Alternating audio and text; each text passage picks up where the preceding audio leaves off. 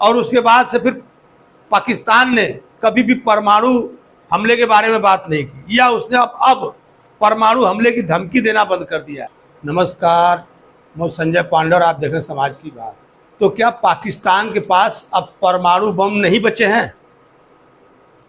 आज बात होगी पाकिस्तान के परमाणु बम के ऊपर, क्योंकि मैं आपको लिए चलता हूं, जब ऑपरेशन सिंदूर के तहत भारत की सेना ने पहले आतंकवादियों के जो अड्डे थे उनको ध्वस्त किया, और उनको जब उन्होंने उसके अड्डे ध्वस्त कर लिए तो ध्वस्त करने के बाद पाकिस्तान ने भारत के ऊपर हमला बोल दिया।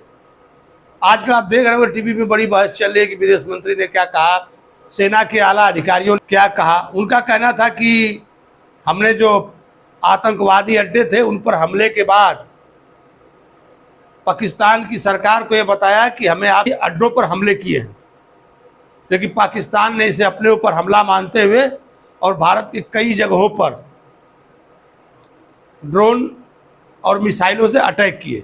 भारत का जो सुदर्शन चक्र था उस हमले को नाकाम कर दिया।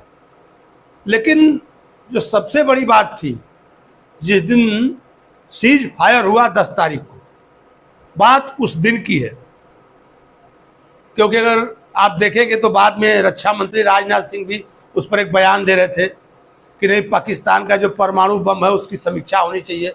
और उसी दिन अमेरिका का जहाज, खोजी जहाज, जो कि पाकिस्तान में भ्रमण किया, कहीं ना कहीं उसकी नज़र थी कि क्या पाकिस्तान का जो परमाणु बम है उसका दुरुपयोग न हो, या उसका रख रखाव कैसा है।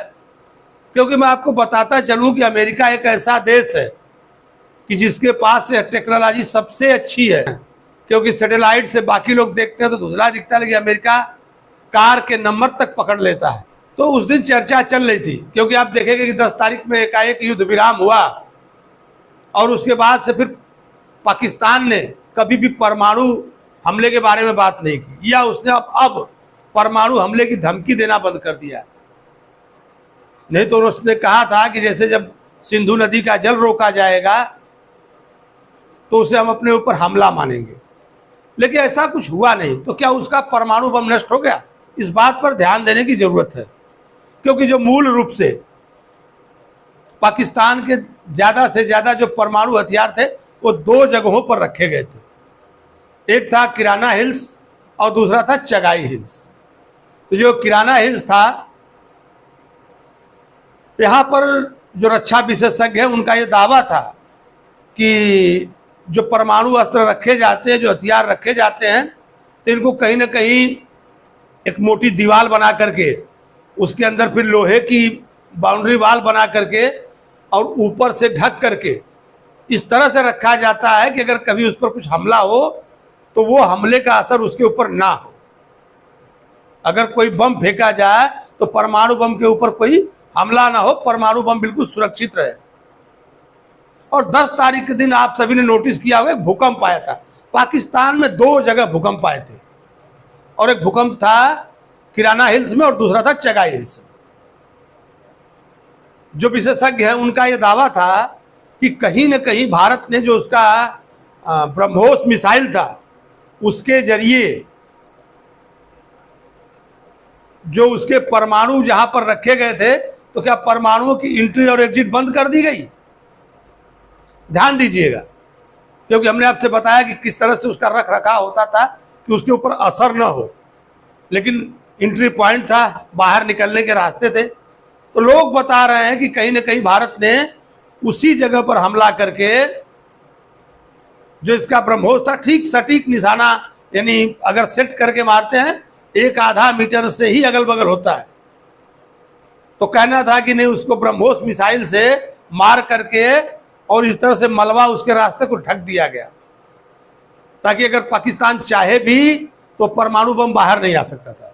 और किराना हिल्स की तो छोड़िए बात, चगाई हिल्स बिल्कुल बलूचिस्तान के अंदर, रेगिस्तान के अंदर था, 2 पहाड़ियों के बीच में, और पहाड़ियों के सुरंग के अंदर रखा हुआ था। और लोगों का दावा है कि उसको दबा दिया गया। तो दबा दिया गया तो क्या कहीं ना कहीं उसके अंदर कोई परमाणु विस्फोट हुआ? ये सोचने वाली बात है।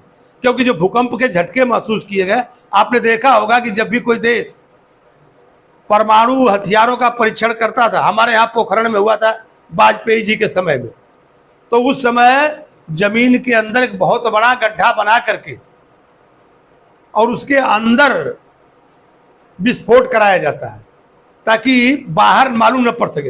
लेकिन फिर भी कहीं ना कहीं जमीन, बहुत दूर तक की जमीन हिल जाती है, और उसी से जो दूसरे देश हैं वो आकलन करते थे, या जो खोजी देश थे वो आकलन करते थे कि फला देश ने परमाणु परीक्षण कर लिया। हालांकि जो परमाणु बम है उसको कोई एक आदमी नियंत्रित नहीं करता है, 2 आदमियों के पास उसके कोड होते हैं, और कोड मिलान करके, क्योंकि बहुत गंभीर मसला है।